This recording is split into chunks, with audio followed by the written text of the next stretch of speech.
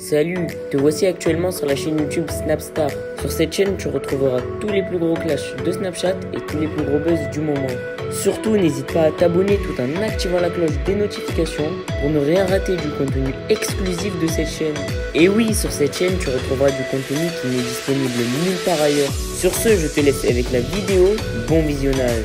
Comme vous avez pu le constater en regardant la miniature et le titre de cette vidéo, aujourd'hui nous allons principalement parler de Djilan Thierry et de Nabil El Moudni. Vous devez certainement tous le connaître, Djilan c'est un influenceur très populaire et Nabil c'est un blogueur. Comme vous le savez, depuis quelques jours, Nabil ne fait que de s'en prendre à Djilan parce qu'il le trouve très hypocrite. Dans cette vidéo, Djilan est très en colère et il lui a enfin répondu. En effet, il a balancé certaines choses qu'il avait déjà fait auparavant pour se jeter des fleurs. Je vous laisse sans plus tarder avec sa prise de parole et n'oubliez pas que vous pouvez réagir dans l'espace commentaire. C'est parce que c'est Dieu qui donne, c'est ça qu'ils veulent pas comprendre ces mecs-là. C'est Dieu qui donne et si aujourd'hui j'ai cette communauté, c'est parce que grâce à cette communauté, j'ai pu faire des belles choses et j'en ferai encore des plus belles.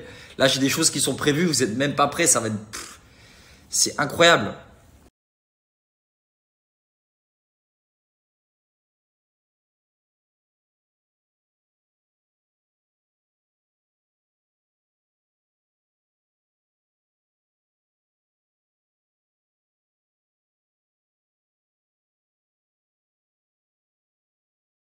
Ça fait trop plaisir parce qu'en fait, c'est des. Moi, j'ai payé 30 euros, 40 euros, peut-être maximum 100, 120 euros maximum pour faire remarcher cette fille-là. Et cette maman-là, encore aujourd'hui, 2 ans après, elle m'oublie pas parce que j'ai pas sauvé, mais j'ai aidé sa fille. Aussi grâce à vous, parce qu'à l'époque, j'avais pas d'association, mais j'avais fait une cagnotte. Et c'est pour ça que j'ai cette communauté-là. C'est ça qu'ils veulent pas comprendre, c'est que c'est Dieu qui donne. Et moi, vu que Dieu il me donne, je redonne. Et c'est pour ça que j'ai acquis une communauté. Et Dieu merci. C'est incroyable. Et aujourd'hui, de recevoir cette vidéo-là, moi, ça m'a fait chaud au cœur. Tu vois, oui, il y a beaucoup de négatifs, mais il y a des choses aussi qu'on a fait qui sont incroyables. Et c'est pour ça que les gens, ils seront là et vous serez toujours là. Et je le sais parce que j'ai confiance en Dieu et j'ai confiance en vous, tout simplement. Et aujourd'hui, c'est gogol parce que c'est un peu des gogols. Hein. Faut appeler un chat un chat. Un chat un chat. C'est un peu des gogols. Ils disent, ouais, on va le bannir de la télé, il fera plus de télé. Les gars, ça fait 8 mois, j'ai arrêté la télé-réalité. J'ai dit après mon voyage de Madagascar, je ne ferai plus de télé-réalité, je veux plus en faire. Me retrouver dans une villa avec des meufs, machin, tout ça, et il faut pécho, il faut draguer, machin, ça m'intéresse plus. Moi, j'ai arrêté la télé-réalité de moi-même. Ils me disent, ouais, tu feras plus de télé-réalité, les gars, vous êtes des cons, quoi. Tu vois ce que je veux dire? J'ai arrêté la télé-réalité de moi-même et je l'ai dit en interview. Je l'ai annoncé à tout le monde. Enfin, ma communauté, ils sont au courant, vous n'êtes pas au courant. Et ça, c'est quelque chose que j'ai fait pour Dieu aussi. Tu vois, c'est quelque chose que j'ai arrêté pour Dieu. Et du coup, même la soirée, là, vous parlez tous de la soirée, mais c'était il y a 1 an et demi, c'était en 2020. Voilà, on a fait des péchés, on essaie d'être une meilleure version de soi-même au quotidien. Mais la télé, j'ai arrêté, les gars. La prochaine fois que vous me verrez à la télé, c'est pour le combat, par contre. Là, j'ai pas arrêté. Pour le combat, j'ai pas arrêté la télé. Hi. Tu as décidé d'arrêter pour de bon la télé-réalité? Je pense que je suis arrivé au terme de ma période de terrain. Je cracherai jamais dans la soupe parce que c'est ça. Et j'ai dit écoute, je m'interre.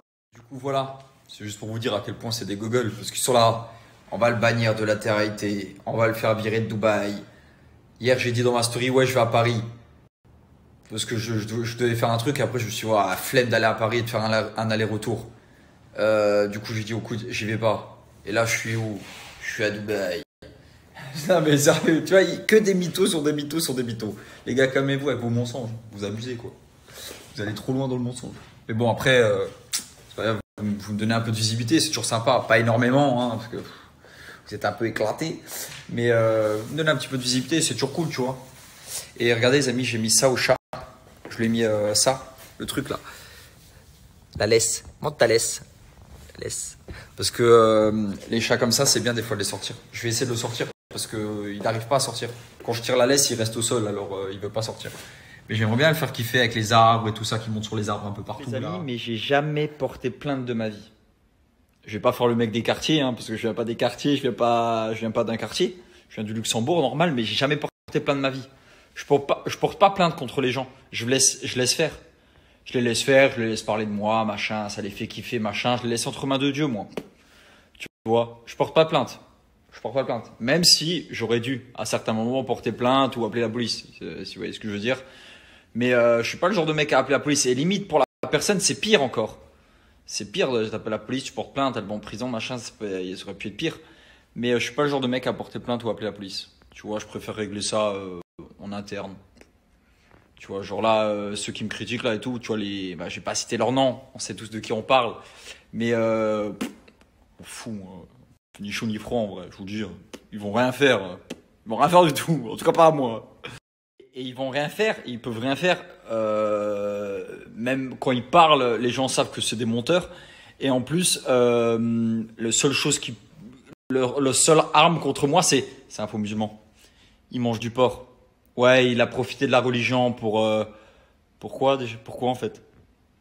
En fait, j'étais en train de penser là, à quel moment je peux profiter de la religion, à part pour Inch'Allah aller au paradis. Mais tu peux pas profiter de l'argent tu peux pas profiter de la religion pour gagner de l'argent. C'est pas un atout, hein, les gars, d'être musulman. Hein. On est suivi, tu vois, c'est pas une mode, c'est pas génial d'être musulman. Nous, au fond de notre cœur, c'est génial, mais je veux dire, d'un point de vue extérieur, pour le business, c'est pas un atout de ouf, hein, les gars. Je vous fais, y a plein de business que j'ai dû arrêter, la télé j'ai arrêté, voilà, parce que je suis musulman. On dirait que être musulman, quand ils en parlent, on dirait que c'est genre un truc de fou, c'est genre ça te rapporte de l'oseille, c'est incroyable, genre tu profites de l'islam, ça te rapporte. Ouais, ça me rapporte des SLF, mais vis-à-vis des gens, c'est pas un atout, hein, c'est plus même un inconvénient. Je parle pas d'entre nous, entre musulmans. Je parle, tu vois, d'un point de vue extérieur, les gens qui nous regardent. Tu sais, quand j'arrive, on va se le dire, sur un programme ou autre, et je dis je suis musulman, il me dit pas ah génial, je vais te payer le triple. Il me dit, tu vois, il est pas super content, tu vois.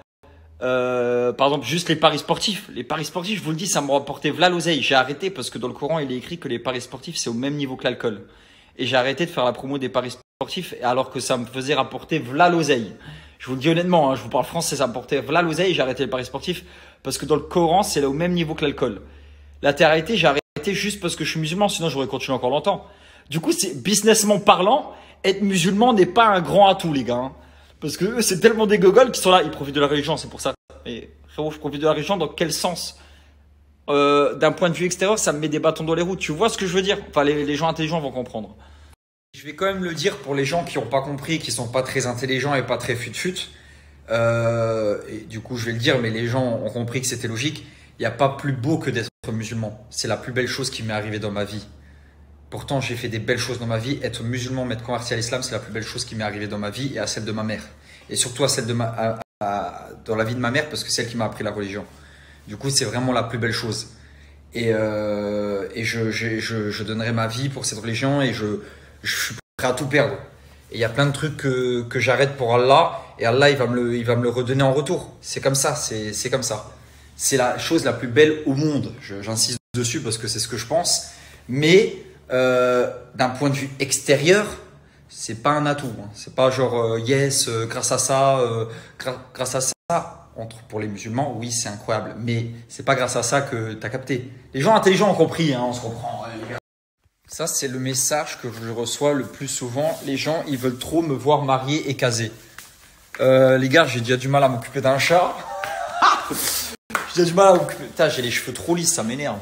Faut toujours mettre la casquette parce que sinon je les touche tout le temps. J'ai déjà du mal à m'occuper d'un chat. Non, je veux dire, non, allez, plus sérieusement, quand j'aurai trouvé la bonne, Inch'Allah. Là, je vais mater le coucher du soleil. Dinguerie. Bon, Yasmina. Yasmina, je t'affiche, attention. Bon, c'est pas les Arabes les plus racistes. Quoi qu'il arrive, ça sera toujours les Blancs. Hein. J'en suis totalement conscient. Les plus racistes, c'est les Blancs. Hein, parce qu'ils se sentent supérieurs alors que leur couleur, leur couleur est dégueulasse. Hein. Frère, on est blanc toute l'année, on n'est pas bronzé, on chope des boutons, la peau est fragile. Non, être blanc, c'est les plus racistes. Et ils se sentent supérieurs parce qu'ils sont blancs alors que c'est la peau la plus merdique. T'as vu ce que je dis? C'est la peau la plus merdique. Là, je me mets un peu en terrasse, on va capter le coucher du soleil un petit peu. Un peu de paix dans ce monde de brut. C'est moi qui dis ça, tu sais. Ils m'ont dit t'es où? T'es à Paris? Je leur ai dit non, je suis à Dubaï. Gna gna gna. Ah, je me rappelle cette dose, elle est incroyable. Ils m'ont dit t'es où? T'es à Paris? Non, je suis à Dubaï. Gna gna gna. Le chacal il sort, le chacal. Qu'est-ce qu'il y a? Tu découvres le monde ou quoi? Ils m'ont dit t'es où? Ils m'ont dit t'es où? J'aime pas quand il fait ça là.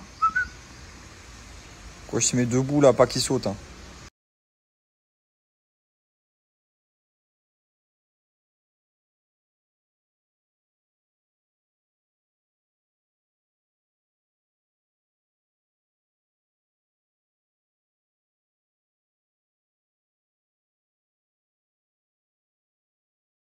Merci à toi d'avoir visionné cette vidéo et surtout n'hésite pas à liker la vidéo et à nous donner ton avis dans l'espace commentaire. Sur ce, on se retrouve dans une prochaine vidéo. Peace.